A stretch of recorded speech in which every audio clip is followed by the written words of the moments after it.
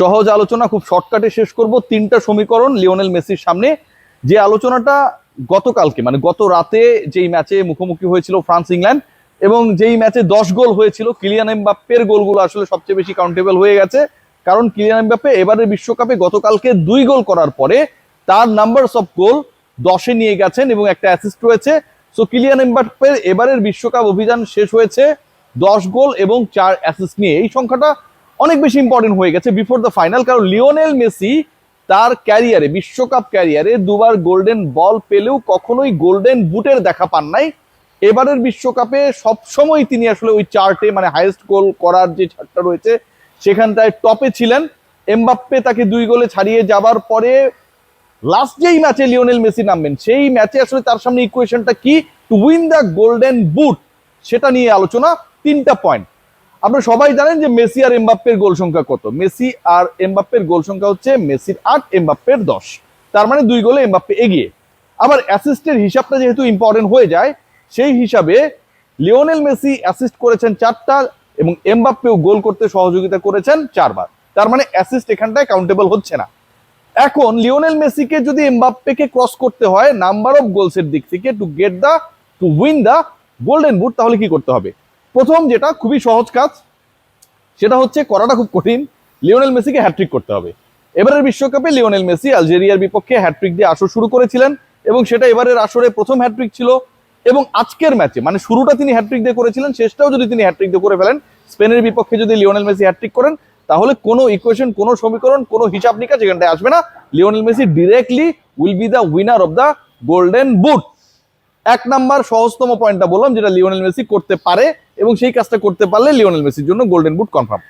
Second কাজ যেটা, hat trick না করে লিওনেল মেসি গোল্ডেন বুট পেতে পারেন। কিভাবে সেটা? হ্যাট্রিক না করে লিওনেল মেসিকে গোল্ডেন বুট পেতে হলে 2 গোল করতে হবে অন্তত, এবং 2 গোলের সাথে একটা অ্যাসিস্ট করতে হবে।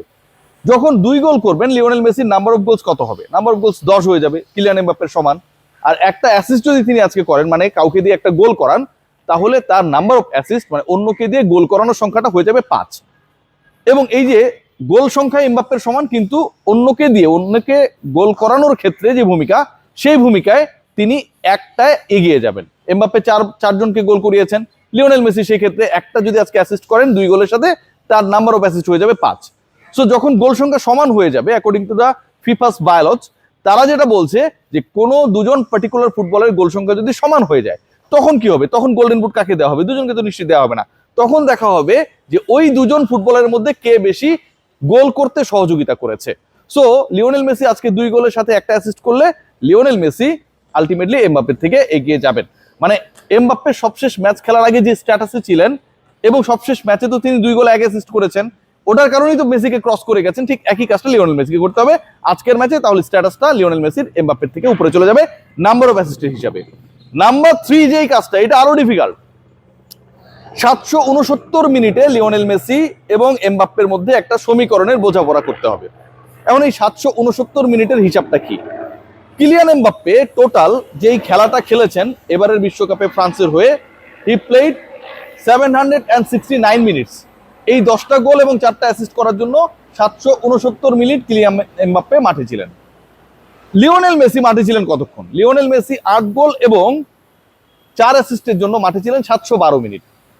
মানে কিলিয়ান এমবাপ্পে লিওনেল মেসির থেকে 1 ম্যাচ বেশি খেলেছেন, 2টা গোল বেশি করেছেন, এবং এই 2টা গোল তিনি লিওনেল মেসির থেকে বেশি করেছেন 57 মিনিট বেশি সময় থেকে।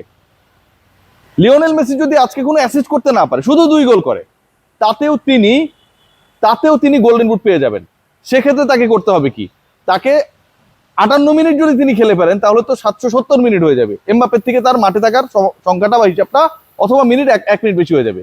তাকে 57 মিনিটের মধ্যেই, মানে আজকে যদি লিওনেল মেসি 57 মিনিটের মধ্যে 2 গোল করেন, অ্যাসিস্ট করলেন না, এবং ওই 2 গোল করার পরে তিনি মাঠ থেকে বের হয়ে চলে গেলেন, থাকে না যে 2 গোল করেছে, আরো 2-4টা গোল হয়েছে। গতকালকে তো আমরা দেখেছি যে ফার্স্ট হাফে 4 গোল দিয়ে দিয়েছিল ইংল্যান্ড। সো লিওনেল মেসি 57 মিনিটের মধ্যে 2 গোল করে তিনি সাবস্টিটিউট হয়ে চলে যান, আরেকজনকে ইন করান এমবাপ্পের থেকে। সেক্ষেত্রে তার মাঠে থাকার যে সময়, সেই সময়টা কম হবে। সময় যেহেতু কম হবে, আবার গোল সংখ্যা হয়ে যাবে 10টা, যেহেতু 2 গোল আজকে করবেন, যে ইকুয়েশনটার কথা আমি বলছি। আর অ্যাসিস্ট তো এমবাপ্পে এবং মেসি সমান সমান, 4টা করে।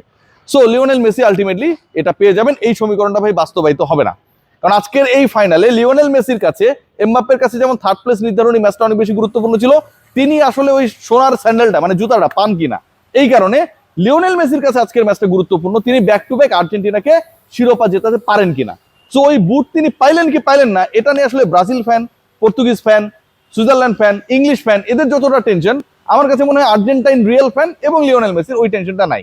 কারণ তারা চায় ওই কাপটাকে লিফট করতে। সর্বোচ্চ গোলদাতার পুরস্কার কেউ জিতেছে, ভালো কথা, সর্বোচ্চ গোলদাতা। এখন সর্বোচ্চ গোলদাতা মানে তো টুর্নামেন্টের সেরা ফুটবলার না রে ভাই। আবার সর্বোচ্চ গোলদাতা মানে এই না যে তার দলটা চ্যাম্পিয়ন হয়ে গেছে, কোনোটাই না। সো আলটিমেটলি টুর্নামেন্টের সেরা ফুটবলারকে দ্যাট উইল বি ডিসাইডেড যে আপনি আপনার দলকে ফাইনালে নিতে পেরেছেন কিনা। এই যে 10 গোল করার পর এমবাপ্পের দল কিন্তু 4 নাম্বার, এমবাপ্পের দল কিন্তু হচ্ছে ফাইনালেও যেতে পারেনি, থার্ডও হতে পারেনি, রানার্স আপও হতে পারেনি। তো এই 10 গোলের ভ্যালুটা কোথায়? আবার 8 গোল 4 অ্যাসিস্ট করে লিওনেল মেসির দলটা কিন্তু ফাইনালে। সো এই যে পার্থক্য বিটুইন এমবাপ্পে এন্ড মেসি, এই পার্থক্যটাই আসলে অনেক বেশি গুরুত্বপূর্ণ। এবং যেই পার্থক্যের কারণে গতবারও গোল্ডেন বল লিওনেল মেসি পেয়েছিলেন, হাইয়েস্ট গোল তিনি করেন নাই, এমবাপ্পে করেছিলেন, কিন্তু এমবাপ্পের দল কিন্তু চ্যাম্পিয়ন হইতে পারে নাই। সো হিসাবটা দাঁড়াচ্ছে খুবই সহজ। আমি যদি লং স্টোরি শর্ট করি, প্রথম কথা লিওনেল মেসি হ্যাট্রিক করলে তিনিই পাবেন গোল্ডেন বুট।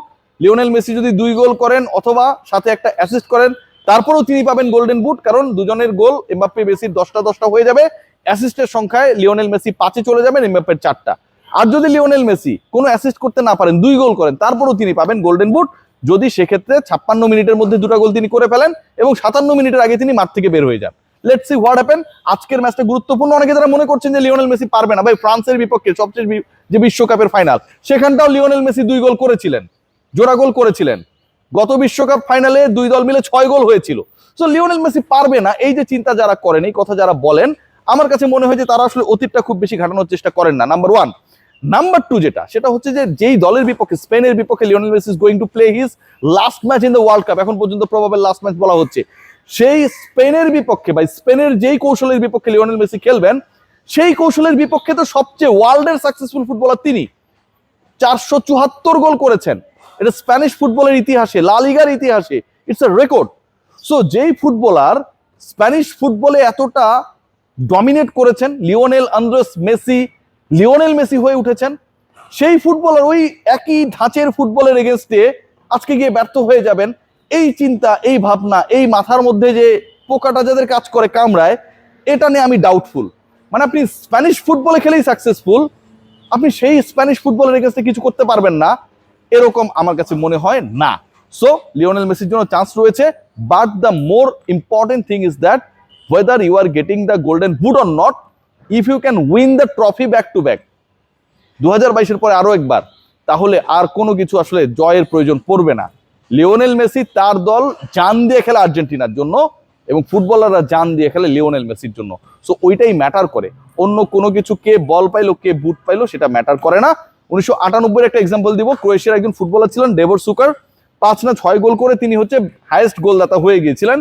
হ্যারি কেইনও একবার গোল্ডেন বুট পেয়েছিলেন, বাট এই হ্যারি কেইন বা ডেভর সুকারদের যে গোল্ডেন বুট পাওয়া, এটা কিলিয়ান এমবাপ্পের গোল্ডেন বুট পাওয়ার মতোই অনেকটা। কারণ দল যদি চতুর্থ পঞ্চম হয়, কোয়ার্টার ফাইনালের পরে যদি আর যাইতে না পারে, তাহলে ভাই আপনি গোল্ডেন বুট পান আর প্লাটিনাম বুট পান, এটার আসলে কোনো ভ্যালু থাকে না। আপনি যদি ট্রফিটা আপলিফট করতে পারেন, that actually matters, not that boot যেটা দিয়ে আসলে আপনি আপনার ব্যক্তিগত অর্জন ছাড়া অন্য কোনো তৃপ্তির জায়গা পাবেন না।